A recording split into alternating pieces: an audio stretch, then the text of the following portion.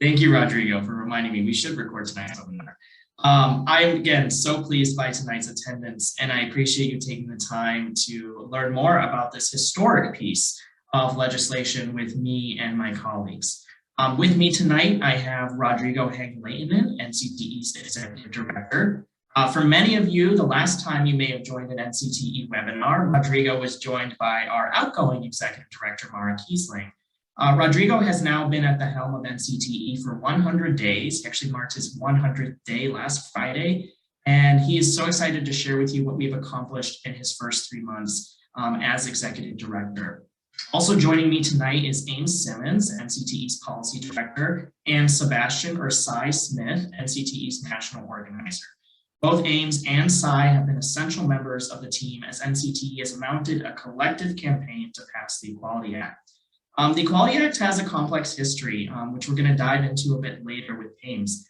But now, with allies in Congress and the White House, we are closer than ever to getting the Equality Act passed into law.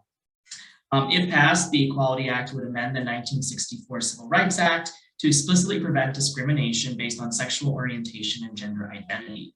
This act would explicitly enshrine those non-discrimination protections into law and apply them to several areas of life, including covering places long left out of legislation, like areas of public accommodation, such as retail stores and transportation services. The journey here has been really difficult, but we are proud to see where our hard work has led us. Tonight, our panelists are going to explain in depth what the Equality Act means for our community. In particular, what protections can we anticipate and what work will still need to be done after its passage? How will implementation work? And what about exemptions?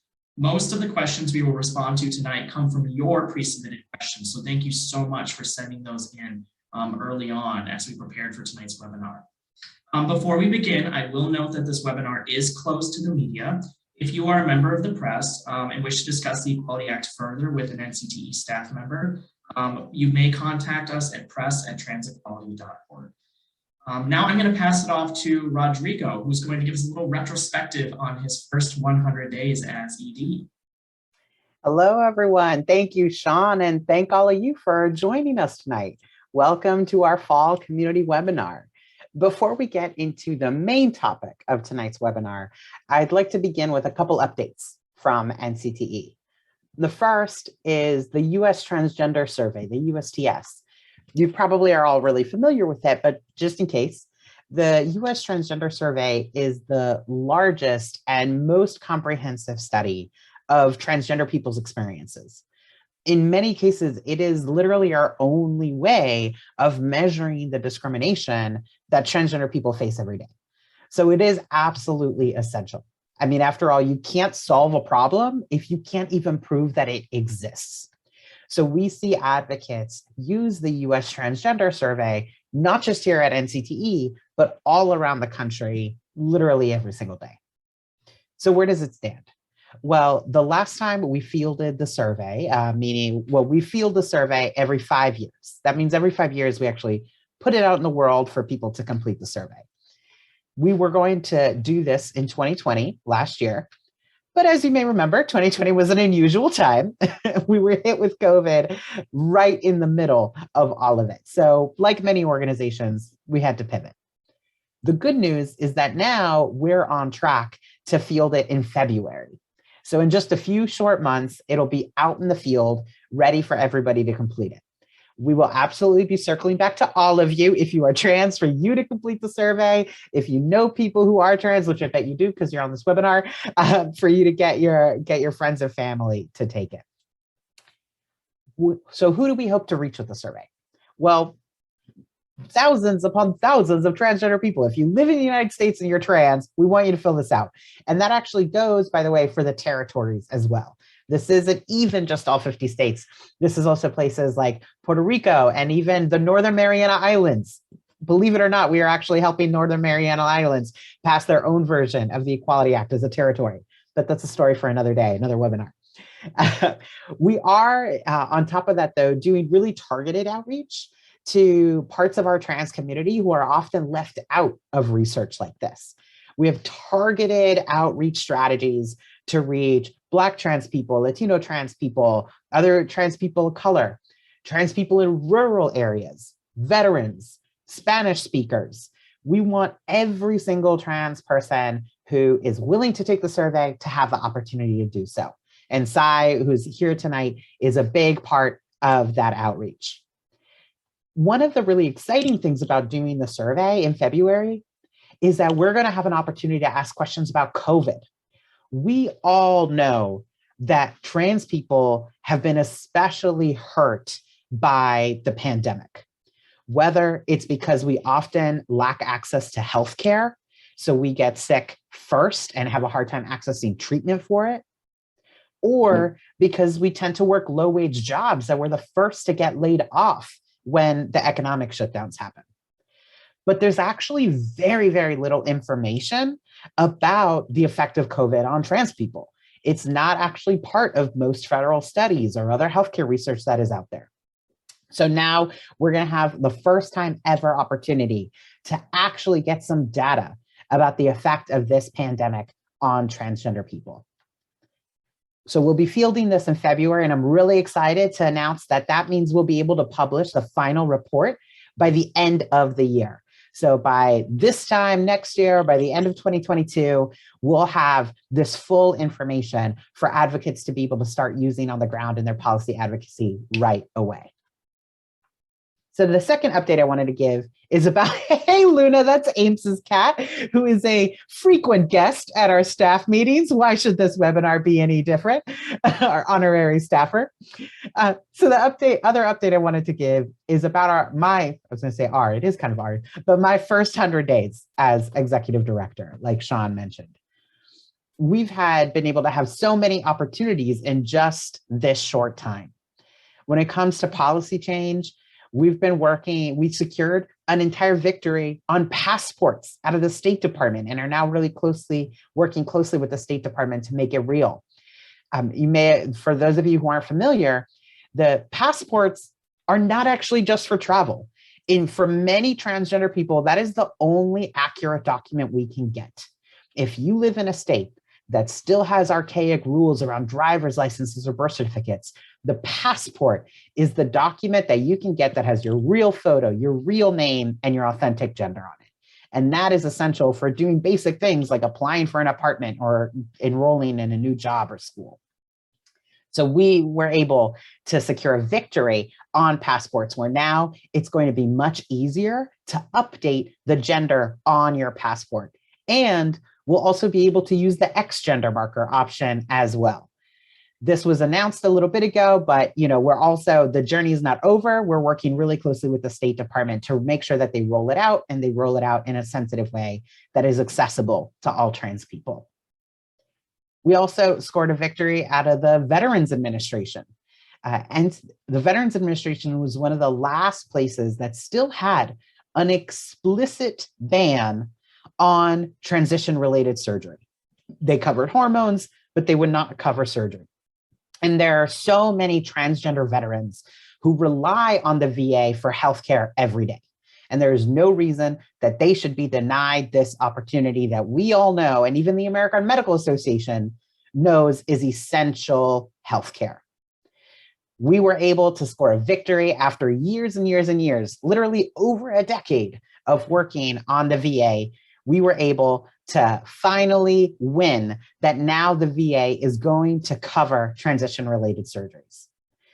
Like with anything else, though, we're not at the end of the road. We're working really closely with the VA to make sure that they handle this right, that they get all the sensitivity training and cultural competency that they need, and that they're ready to roll this out at all their VA health centers with everything from the data processing to the clinical support. And then lastly, we got the Biden administration to speak out against the state attacks on transgender youth. I don't have to tell you that this last legislative session, trans youth were being attacked in state after state after state after state. And we got the Biden administration to speak up against this and to speak directly to trans youth and say, we've got your back. So now, where does NCTE go from here? My vision is for us to absolutely continue this incredible policy work and supplement it with organizing and voting. We want NCTE to be the kind of organization that you don't just witness from far away, but an organization that you can join, that you can participate in, that you can be part of. And that is going to involve a lot of partnering with community organizations, partnering widely throughout the country with local and state level trans organizations that maybe we haven't reached out with much before, and collaborating to make sure that we mobilize trans and allied people all around the nation. We've been coupling that with an internal transformation to make NCTE the best possible place to work. We've expanded professional development opportunities, created salary bands for pay equity, overhauled our structures to increase everyone's opportunities to engage. We're making changes every single day. We have an incredible team, an amazing staff, some of whom you see here tonight. And now we're working together to do a ton more outreach so that everyone can meet the new NCTE, and that NCTE is not just our organization, but it's your organization too. So as you can see, we've got a lot going on here. All of this incredible work is possible in part because of your support. So thank you so much for investing in this.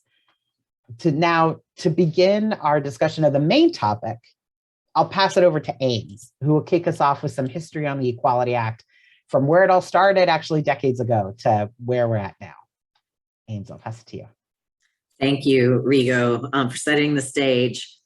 Like you said, it has been a long and winding path indeed of trying to get non-discrimination protections for transgender and non-binary people. But through this entire fight, the trans community has been part of, an integral part really, of the shaping of the Equality Act. Even before I came to NCTE, for many years before me, there were staff from NCTE who were on the drafting committee of the Equality Act. And that's important because representation matters. It's important to have trans people who are in the room when the language is being drafted. Trans people have not always been the priority in the Equality Act, so it's really meaningful to have multiple trans people who were involved in the drafting of it now. To just go back to like some really ancient history, the Equality Act was actually the name of a bill that was introduced in 1974 by Representative Bella Abzug. And I know that is 47 years ago because my younger brother was born in 1974. So it was actually called the Equality Act back then. And the legislation has been reintroduced in almost every single Congress since then over these past 47 years.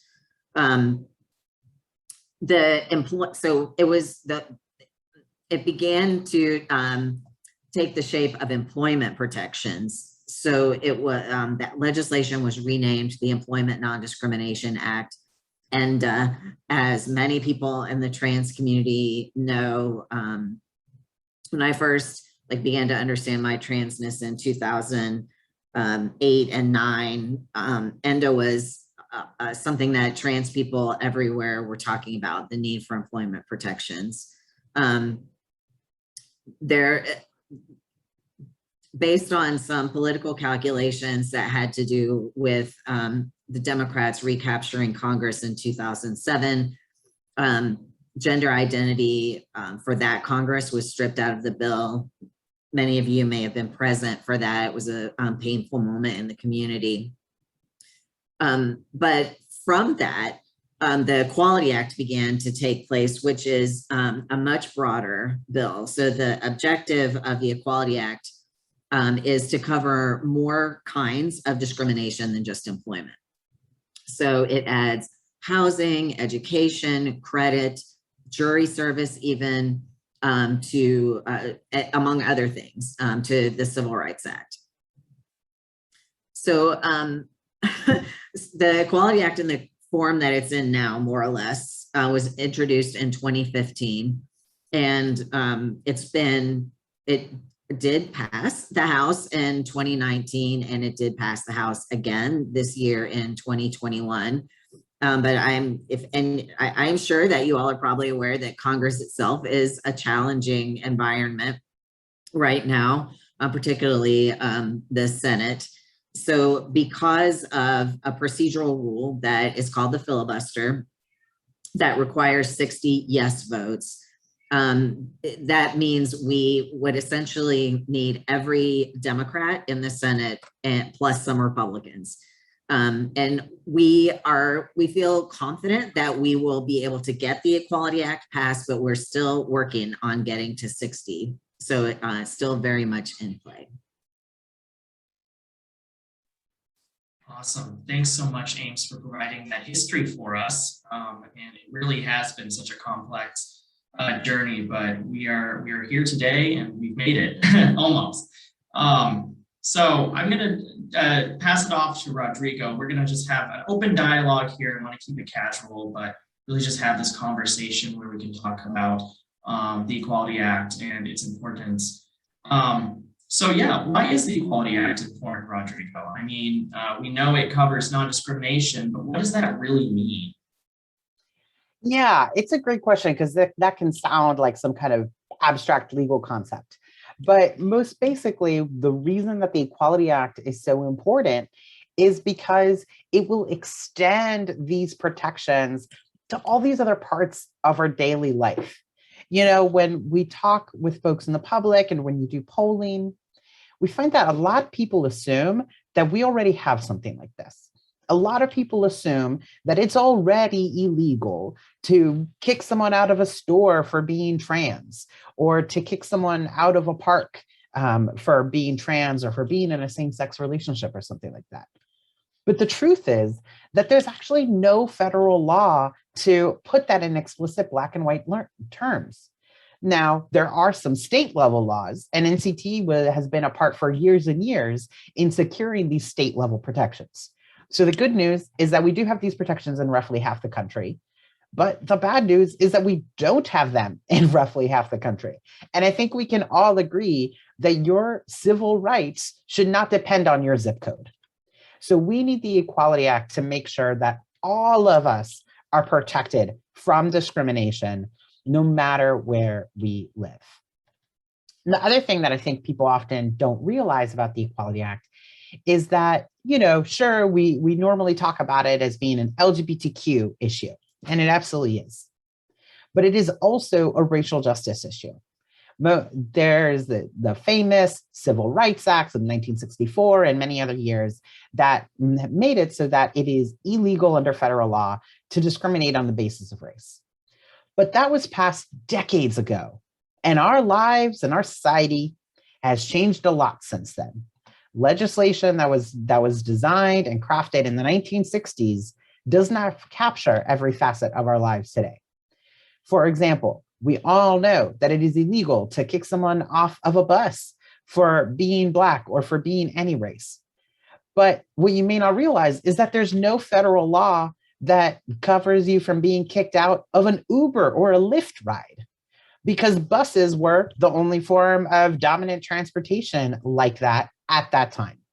But times have changed. So there are a lot of gaps right now. You know, I happen to be Cuban American, and I'm trans, I'm also gay, and I'm married to a man. Right now, if I was in a store or in an Uber, someone could try to kick me out because they heard me speaking Spanish, or because they realized that the man sitting next to me was my husband. The Equality Act would fix this. It would make it clear that discrimination is not okay under the law. That is why it's so important. Awesome. Thanks so much, Rico, for that overview. And, you know, one thing that Ames kind of touched on earlier was really since 1974, the Equality Act and now the Equality Act again has been a bit of a political battlefield. We've seen this almost a controversy over securing rights just for existing as an LGBTQ person in society. So I want to know, Ames, why is it so polarizing? Why do people debate on this issue?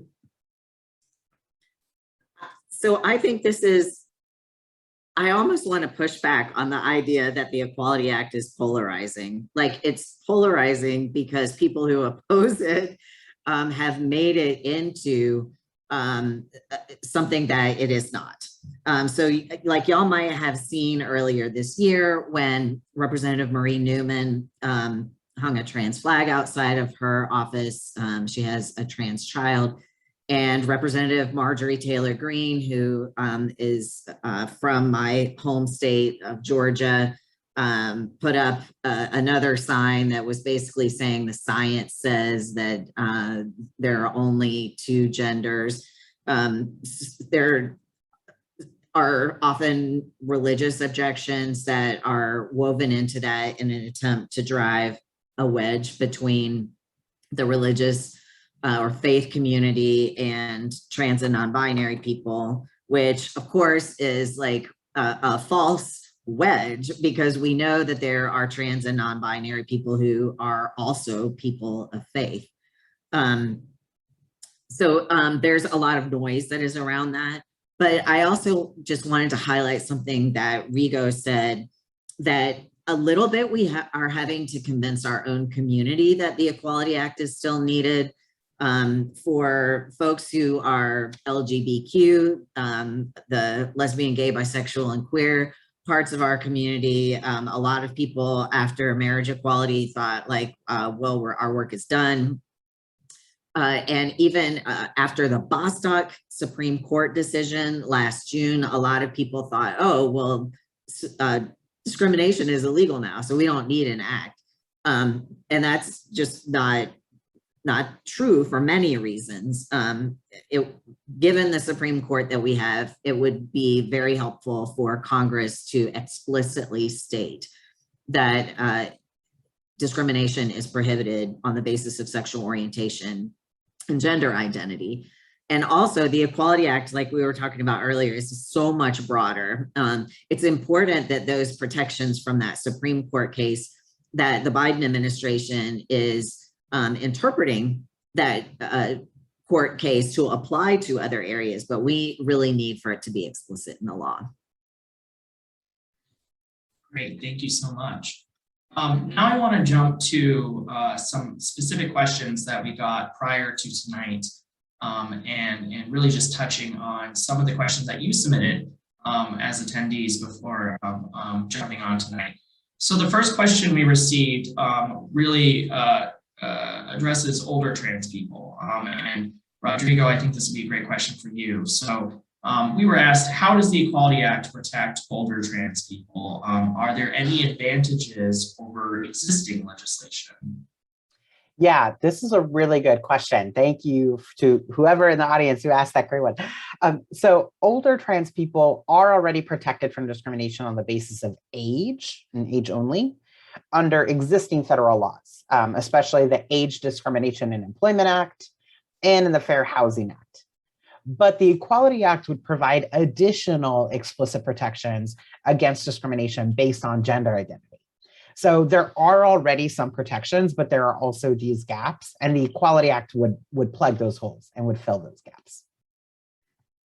Great, thanks so much. And another thing that we hear a lot about is non-discrimination protections in healthcare.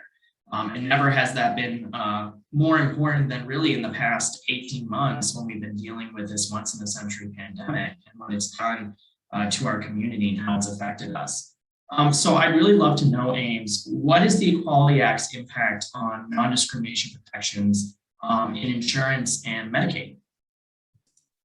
So it is hard to give a simple answer to this question that is still technically right in every aspect. But what I will say is that the advocacy community has been clear for years now that trans people are already protected from sex discrimination in healthcare under a different law, the Section 1557 of the Affordable Care Act, which was President Obama's flagship legislation. It is true that the Equality Act would add protections against discrimination in federal funding. So that would affect healthcare providers who participate in the Medicaid program because they're pulling down federal dollars for giving that care. And I think if we're thinking about healthcare in a bigger sense than just how it's paid for, in many respects, a hospital or a physician office that opens its door to the public would also be covered under the Equality Act as a place of public accommodation or a place where the public goes to get services. It's very helpful, thank you. And then another question we got revolved around hate crime protections. And I know we think non-discrimination, we also tie that back to protecting our community, especially against violence. So Rodrigo, what is the relationship between the Equality Act and any existing or potentially future hate crime protections? Yeah, this is a really important topic, especially considering that attacks against transgender people seem to be rising. I say seem to because there's a lack of data out there, right? That's the whole reason that we field the US Transgender Survey. But even from the data that we can gather, it is really clear that transgender people, especially Black transgender women, are being, quite frankly, murdered at alarming rates that only seems to grow. And that even is growing recently, outpacing the general increase in homicides that sadly has already happened during the pandemic. So there is a backlash. As much progress as we're making trans rights, there is also a backlash. And some of us are bearing the brunt of that backlash much more than others, and in just heartbreaking, irrevocable ways. So this is, any questions about violence are really critical. Now, the Equality Act doesn't directly affect federal hate crimes laws. There's laws, especially the Matthew Shepard and James Byrd Jr. Hate Crimes Prevention Act, though that would still stand. But federal protections from discrimination will help address the anti-trans environment that fuels this violence in the first place. The Equality Act is critical to creating a safer environment and creating a society where trans people can get housing, can get jobs, and can safely navigate public life without so many threats. That is critical for preventing these kinds of attacks in the first place. That's a great answer. Now I'm going to pass it off to Sai, who's been sitting oh so patiently waiting for his turn. So thanks, Sai. Now that we've learned about the Equality Act, sort of the basics, the fundamentals, and its importance, and sort of what some of the things it's going to cover, I imagine there are some folks in the audience tonight who, really want to look into like what they could do to support the Equality Act in public life, in their personal life, and how we can, as a collective, work towards securing victory. Thank you, Sean. And I have been so patient, but I've learned a lot too myself tonight. So that's what we can do, though. That's kind of leading right to my point, is we can educate ourselves. We can first know exactly everything Ames and Rodrigo shared with us tonight about the Equality Act. Understand what it means, understand what happens when it's implemented, understand what it covers and all of those broad things that it'll cover, just so we know how it affects our own lives. And then once we're educated about what it means, I think that in itself empowers us to then start making action. Let me find out who my senators are. Let's be honest, some people may not know who their senators are at all. So find out who your senators are, find out, some of the things, some of the legislation that we passed before, and if they support the Equality Act. I'm here in Georgia. My senators support the Equality Act, but when I make that phone call to them, which is what I'm going to tell you all to do as well, when you start calling your senators, it's something that we can do. What I tell them is to tell their colleagues to get on the same boat as them and get on the same idea and the same page as them. Even if you're in a state and your senators actually support the Equality Act. And then of course, you know what to do if your senators don't. Bring some humanistic part to those messages. Call them and let them know your experiences with discrimination, especially if you're an LGBTQ plus identified person. As Rodrigo just hinted to or just talked about the violence that our community faces, I'm sure all of us know someone's trans or non-binary who's been taken from us and quite frankly murdered. We're experiencing that now with the community in Mississippi where a Black trans man has been murdered. And we can, once the Equality Act is passed, we can be protected in public spaces like hospitals. So they do their due diligence to find out who we are instead of misgendering us in paperwork and in the media and with police authorities. So again, one of my biggest points is definitely to educate yourself. And once you educate yourself, find out ways to volunteer, phone banking, text banking. There's so many of those opportunities out there. I know it sounds intimidating, and I'm sure I probably texted a few of y'all before, but I swear it's fun. It is fun, especially because we're only calling and texting supporters. So it's good to talk to people who support, and they may have questions as well. You know, so just find any opportunity to volunteer and help out. Fabulous. Thanks so much. And, we got a really great question before tonight's webinar, really focusing on how we connect maybe with the people who aren't as supportive of the Equality Act, or maybe in many ways just don't know enough about the Equality Act to throw their support behind it. And so I'm curious to know how, you know, we have phone banking, we have text banking as tools in our tool belt. But how do we reach parts of the country or certain communities that are particularly conservative maybe or very religious? And how do we tell them that the Equality Act helps them too? We make it relatable, Sean. We make it relatable. We break it down to whoever I'm having the conversation with. If I'm having the conversation with a Black trans person, then I break it down and make it relatable to this is how you're going to be protected under the Equality Act. If I'm talking to an older American who's a non-trans person, let me tell you that you're protected under some federal protections according to your age. You know, however, here are some places that there are some gaps, like the ones that Rigo talked about. You know, and then make this palatable, make it understandable to people in human everyday language, for the lack of a better term. Because I think we're advocates, we're people that do this work every day. So we talk in a way that we understand. But does the general public understand that? Do the constituents who we're asking to call our senators understand the language that we're talking? So you have to tailor your language, tailor your message, tailor your delivery to the audience in which you're speaking to, and making that information relatable and palatable and understandable.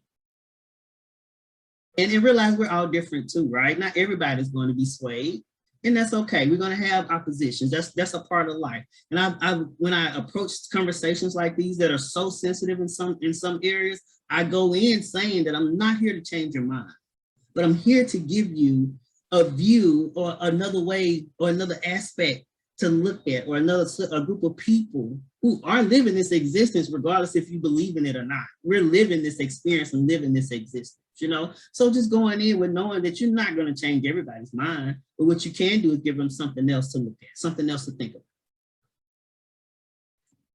Awesome. Thank you so much. That's great. And I'm actually going to pass it on to Ames now because we've been seeing in the media a lot, on social media and then in broadcast and print media, maybe what an uphill battle it has been. And over the years, all the work that's gone in and some of the challenges we've faced. So I think a lot of people on the call tonight, because you know, there was an expectation that maybe there would have been a vote before tonight's webinar. There hasn't been. So will this really be voted? What does the timeline look like? It seems like this is taking forever. Well, so Congress is messy. You know, that old saying about how laws are made. It takes Congress a while to get used to policy language and to talk to, you know, Congress people like to talk to their constituents and find out where the pain points are and try to talk to advocates about, you know, what the bill would actually do in real life. So, you know, Congress has been a little preoccupied, the Senate for sure has been with trying to get things like the debt ceiling and funding the government and the infrastructure bill, Build Back America, or Build Back Better, all of those things. Yes, there are a lot of variables that are constantly moving as far as when the Senate might take a vote on this. Even if it doesn't happen this year, it could very well happen next year. Congress runs for 2-year terms. But we know that we want to take a vote when the support is there. The Equality Act has the best chance if we build the support before a vote is taken. So it's important to be doing that work, that prep work, which we are actively doing. Great, thanks so much. So let's say a vote has happened and the Equality Act has passed. After we've poured the champagne and taken down the streamers, what happens, Sai? How is this implemented? I mean, it's a big bill, right? Yes, it is. Yes, it is. So our federal agencies, they will start to update their procedures and forms and enable transgender people to lodge complaints of discrimination. So that's when we get our real policy change. That's when we get all of this stuff in the books. This is when we get the policy changes and allow a pathway for trans and non-binary folks to file complaints about discrimination, and hopefully steer some folks away from even having these situations at all, because they know we have these type of protections in place. Great. And it passes, right? And this is awesome, but we know there are some states in this country that don't know when to leave the ring. And so the question is, what happens if there's some resistance? And are there legal challenges that we need to brace for? Ames, do you want to take that one? Sure. So the kind of administrative law in a nutshell that I will tell you is that generally federal laws take precedence over state laws that are to the contrary, unless the state laws are more protective of people's rights. And there are some states where that's the case. Places where I've been spending time, like Georgia and North Carolina, those are states that do not have state level protections that where the Equality Act is especially important. It is always possible that a state could bring a legal challenge to the Equality Act. Like if we were going to take bets, I would guess that it would be Texas, because they've already sued the federal government over so many, like recently the Affordable Care Act was once again in front of the Supreme Court because Texas sued the government. So I wouldn't, we can't rule things like that out, but it's also, we would be able to meet that challenge, I think, if it's not a reason to, worry about the fate of the Equality Act. Good to know. And with everything, we have to consider the alternative, right? So what if the Equality Act doesn't pass, Rodrigo? Where do we go from here? What's next? If the Equality Act doesn't pass, we keep fighting. There is no rule against reintroducing the bill. And this is really, really important to know. This is not like, let's say, a presidential election where there's one election, there's one vote, and if the person loses, that's that. The Equality Act functions really differently. There's actually no limit on how many times we can reintroduce a bill. So if the Equality Act does get a vote in the Senate and we lose, we come back around the next Congress. Like Ames said, there's 2-year sessions, and we keep doing this. We have the power to get this bill passed. What it is not if it will pass, it is a matter of when. Now, we need the Equality Act like yesterday because people's rights are on the line. So that is why we have this urgency to flood senators' offices with phone calls right now. But we absolutely are going to pass this thing because the wind is at our backs. As a transgender rights movement, we have been achieving victories in the last few years that nobody thought was possible. When I came out as trans about 10 years ago, maybe it's more than that, I got to do some math, but at that time, it would have been inconceivable to think about being able to update all of your identity documents and accurately have my name Rodrigo and the letter M for male on all my materials. It would have been inconceivable to work a full-time job on transgender rights, for this to be what all 4 of us on this webinar speaking do for a living. It would have been inconceivable to have state level protections for half the country to have already passed their own version of the Equality Act, protecting almost more than actually 1 out of 2 Americans. So we are making history every day. This is what we do as transgender people. We achieve the impossible. We have done it before and we will do it again. It is just a matter of time. But that's why you got to call your senator. That's right. Absolutely.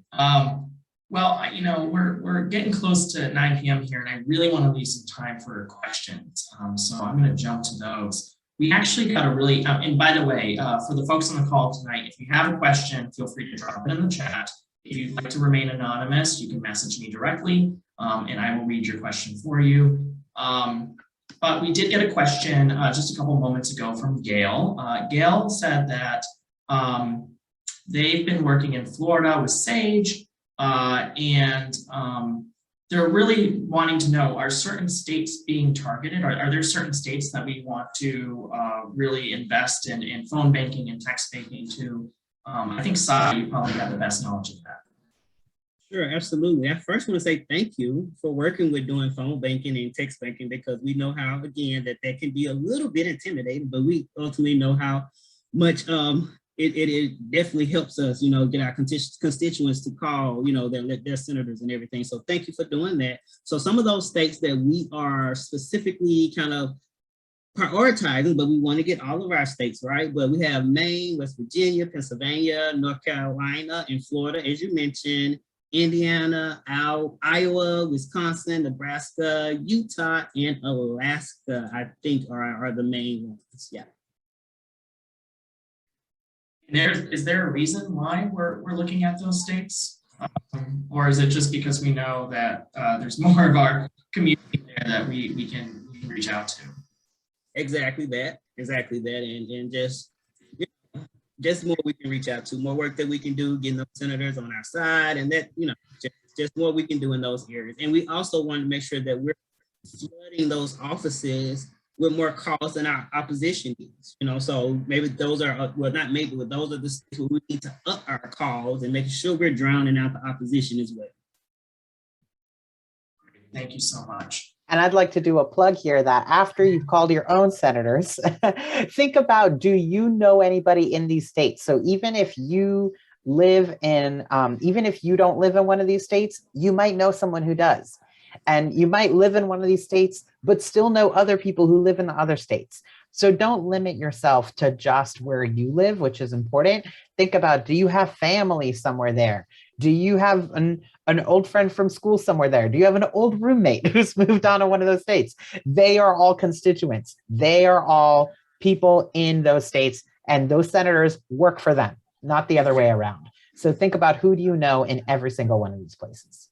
Because they trust us, right? They trust you. You're their family, their friends, so they're going to trust the things that you say. And if I tell my mama to call senators in Jackson, Mississippi, she will do it because she trusts, my opinion, and trusts the goal that I'm going for. That's right. We got a really great question from Kay here. Kay asks, how many Republican senators are currently supportive of the Equality Act? Are all the Democratic senators on board? I'm going to leave it to Ames or Rodrigo. Who wants to take that one? Sure, I'm happy to do it. So all of the Democratic senators are on board, which is fantastic. Almost every single one of them is not only saying they're supportive, but also is a co-sponsor of it. Nevertheless, they still need to hear from you, because they need to know that this is important to their voters. There is a difference between being supportive of a bill and prioritizing a bill. There is a difference between having signed on as a co-sponsor and thinking, oh, yeah, sure, and then never thinking twice about it again, versus really hustling for it and making sure that you're going to do everything you can to get it passed. So all the Democratic senators are on board, but they still need to hear from us. The opposition is calling them, so our side in support has to be calling them too. To the question about the Republicans, we are actively working on the Republicans. So we need 10 of them to vote in favor of the Equality Act, to not just get a bare majority, but actually override a filibuster too. That's the case for any piece of legislation that's at all contentious, because, you know, our democracy is still a work in progress. We've still got some kinks to work out as a country, as a governing body. So anyway, we need 60 total votes. That means we need 10 Republicans. And that's why these Republicans got to hear from us. There are some Republicans who support protections for transgender people. And we know that's true because, number one, our day-to-day reality of a lot of us, we might be Republican, we might have family members who are Republican and still support transgender rights, right? Maybe just because they support us, but that's a way in. And all of this polling bears this out, that more and more Republicans and independents are coming to support transgender people every day. And number two, we know it because of our work in the states. Like I mentioned before, half the country already has protections like this, and that includes states with Republican legislatures. So there's no reason that being a Republican should mean that they vote against the Equality Act, but they need to hear from their constituents. Those senators might be scared of public pushback. They might be scared of being attacked by the opposition if they vote our way. So we need to show them that we want them, we people in their state want them to support the Equality Act. Thank you.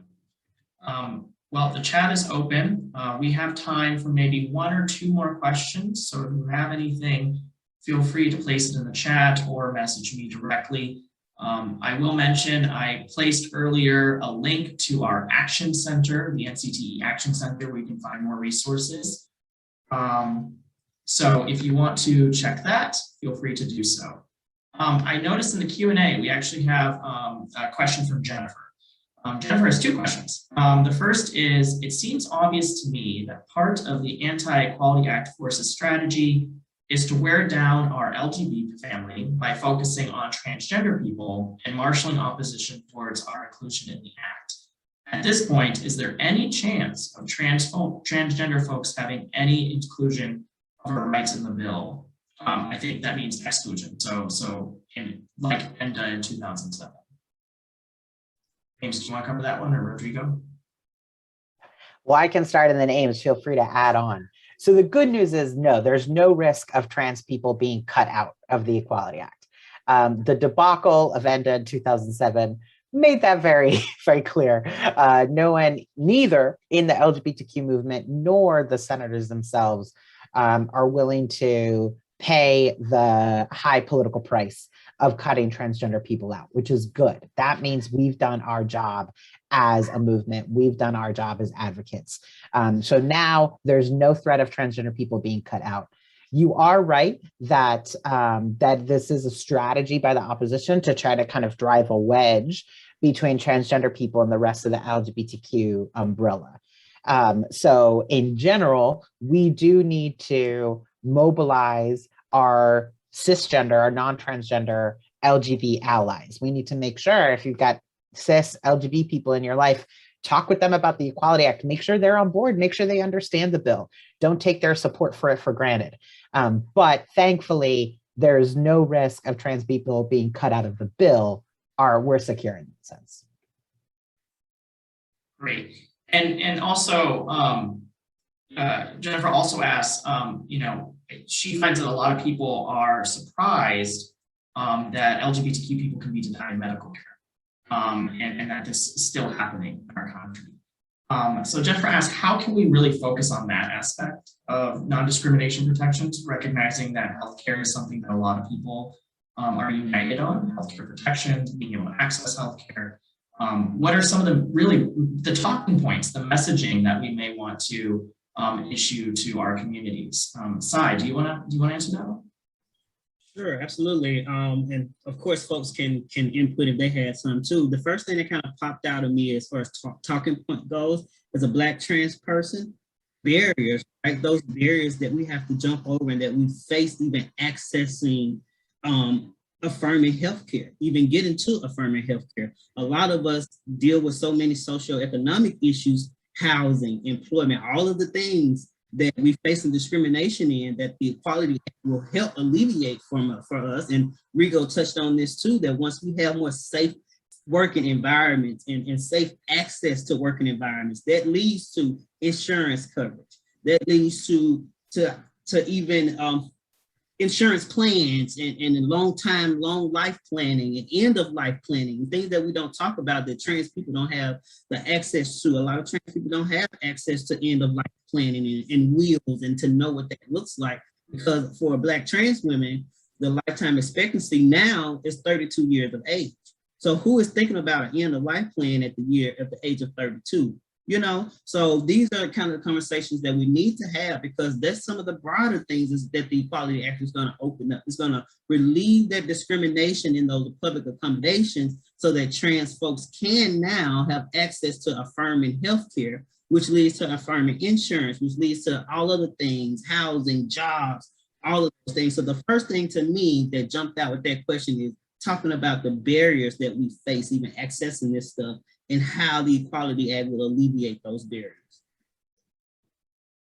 Absolutely. And just to underscore that, a part of that, I think it really goes to show the power of making this concrete. Like Sai was saying earlier about making this understandable and digestible. It is very easy for legislation to just sound like legalese that doesn't have any bearing on your day-to-day life. You put in the chat, you mentioned Tyra Hunter's experience that she passed away after being essentially refused care by EMTs. So yes, bringing up these specific stories, these specific anecdotes is really powerful. And it's also really powerful to use examples beyond just employment. Employment is really important, but there's, in addition, all these other aspects of daily life that are also critical that haven't really been, that are not in the public consciousness as much yet. So thank you for that question, and thank you for all your advocacy.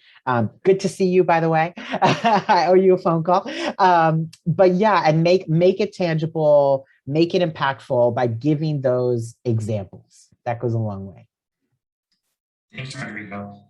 We have one more question that I think we have time to answer, and this comes from Zion, who asks, how, if in any way, can universities support the work that we're doing? And I think really anyone can answer this. So whoever has an answer. I'll jump out there first, Sean. So I think the amazing thing that we know that this past legislative session, our youth have been downright attacked, right? But our youth are so strong, like our college students, our middle school and high school students, they're so strong and resilient. They're going to stand up and fight for themselves. But definitely, for me, I'm always asking places like that to add programming for LGBTQ plus students, because there is a population there. Add those, you know, in the corporate world, they call them VRG groups. I think they call them more like pride groups in universities and things of that nature. And then once you make those groups, come and do a phone banking session. Come and do a text banking session. Do a letter writing section. A session, you know, where you can go on NCTE's website and you can go to our action alert page and send emails and letters to your senators. Do a postcard event. You know, that's how we get people activated. And trust me, our youth, our young folks are ready. They're ready to join the fight because they are resilient. And we do have to rely on them to kind of carry us through some of these things as well, because they're experiencing, especially our youth in this past legislative session, have experienced so much hurt and so much denial. They are ready to stand up and fight. So we're just giving them ways to be a part of the movement. Absolutely.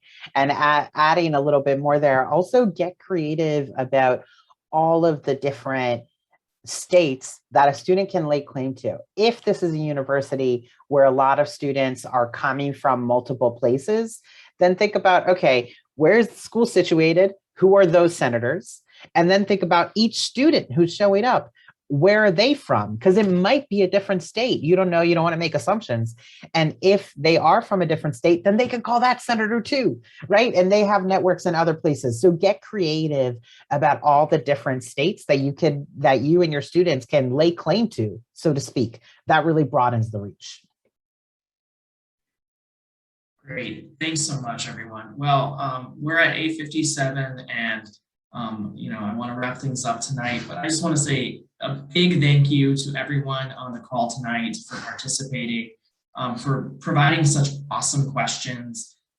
It really was just such a great dialogue, and I've placed in the chat a link to the NCTE Action Center. So feel free to visit the Action Center. There's a bunch of information and resources on how you can stay more involved. But yes, thank you so much, everyone, for joining tonight. There will be a recording of the webinar published to YouTube in the coming days. So feel free to share that with your network and those who couldn't attend tonight. And everyone have a great rest of your week, and we'll see you all soon. Bye. Yeah, thank you all so much for donating and for joining. Appreciate you all. Thank you. Thank you all. Have a good night.